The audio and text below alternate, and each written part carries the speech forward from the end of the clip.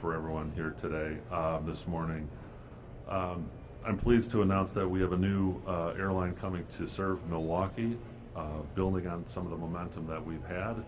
At this point, there are very few domestic airlines left that we don't already have here at MKE, so it's really amazing that we're here to announce that a second new carrier is coming this year. But today's announcement is a result of many years of hard work invested by the airport leadership team, so we're excited to announce this with you all today. Without further ado, the name of the newest airline to serve Milwaukee is JetBlue Airways. It's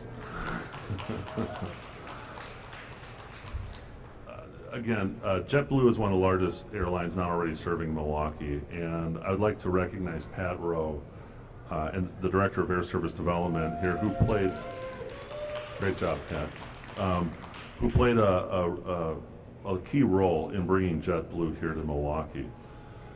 JetBlue is going to be serving two nonstop destinations from MKE. The first destination is Boston. I know we've got a person very happy about that. And the second is New York JFK. So these new routes are going to allow easy access to and from destinations in New York and Boston, because JetBlue has a robust connection to the hubs in both of those cities. And they've also had a new code-share partnership with American Airlines, which are going to open many new connections to Europe and beyond through the rest of the United States.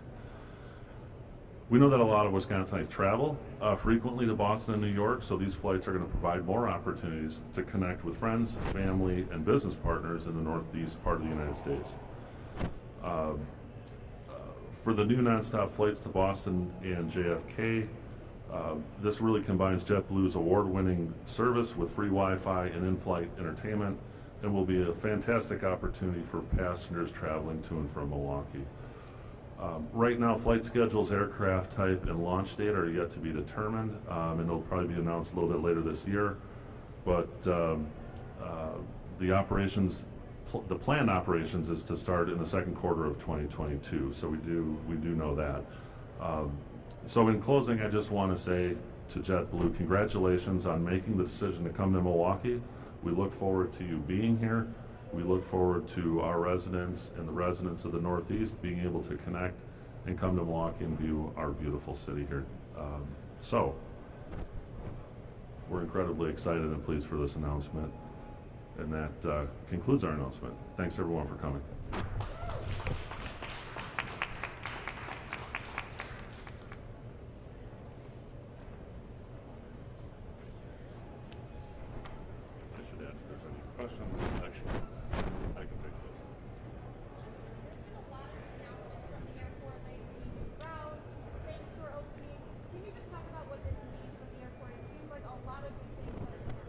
Yeah, it's a lot of momentum. It's great. It's wonderful. As you know, as we're coming out of the pandemic environment, it's just a continued build on the service ads that we've had from either our carriers that are here existing today and new carriers, as we've announced with Spirit Airlines and now JetBlue. So it's a great wave of momentum. We're happy to take, and we're happy that we can provide this kind of service to the community. Talk a little bit about how this past year there wasn't a whole lot of travel for some people. They stayed in, they quarantined, if you will. Right. But we do hear people saying, as soon as I get my vaccine, as soon as things return to normal, and we appear to be getting close to that, they want to get on a plane. Talk to us about that a little bit. How you're prepared for that influx? Sure. That's something we put a lot of thought into throughout this, is when people do start to return, what can we do to make sure that it's a safe and convenient experience? And so, it goes along with the things that we started throughout the pandemic in our cleaning program and protocols. Those are obviously going to continue. You've seen improvements, like if you have traveled, like some touchless interface with TSA, where you're now just entering your driver's license in, and it takes that information, and off you go to the gate areas. We're trying to anticipate that pent-up demand. I think there's quite a bit of it. There's a lot of stories around that, and I think that's going to continue to build. So we of course just want to be ready for that, be nimble enough, to address that. But again, it goes back to a lot of the hard work that we've had over the years and the conversations that we've had with the airlines to be ready for this moment to take advantage of it when it comes our way. Speaking of demand, this decision to allow Jet to come here as well as have those two destinations, New York and Boston, is that addressing the demand of a business community that needs more flights there? Is that more for recreational vacation purposes? Who's the Jet to serve? I think it's a little bit of both. There's certainly for both of those locations, it's a hub and a jumping off point to places like Europe and beyond, and connections into the Northeast, and certainly throughout their network.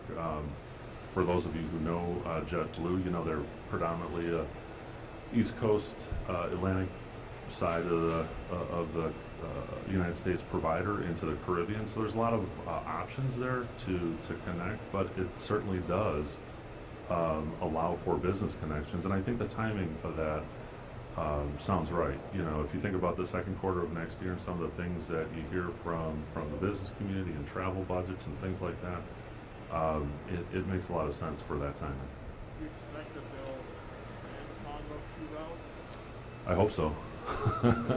That's always our hope and our goal, is that when they come and enter the market, that there's a build to that, and that they start to see, and our residents here in Milwaukee and Wisconsin have been always really receptive to that. When we've added new service, when we talk with our airline partners, they're always pleased about the fact that people from here are taking that service. You see that with the announcement that we had with American and the Miami service last week. That was a service that they started out.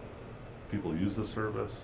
We were able to maintain that service. So that's the type of thing that helps grow the traffic here, is that the people here from the community use the service, and that's what gets us future service. So we can hopefully build upon that and add to that route network beyond Boston and New York.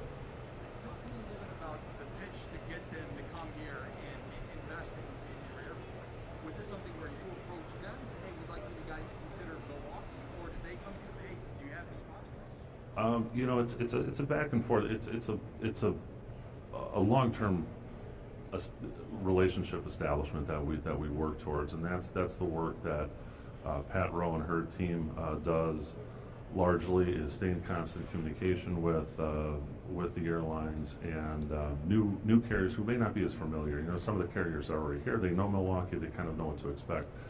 But some of the messaging that Pat and I take to the airlines is to explain what Milwaukee is all about and what to expect, and talk about the airport and talk about the convenience factor and things like that. So, we try to deliver that message to them so that they have a good understanding when they're coming here, what they're going to receive, and so it just builds over time. We have those constant communications so that when the opportunity presents itself, like it does now, when they pick up the phone and say, hey, what do you think? We are all ready to go. One more question. What does this mean for the average Milwaukeean? What do you want them to take away?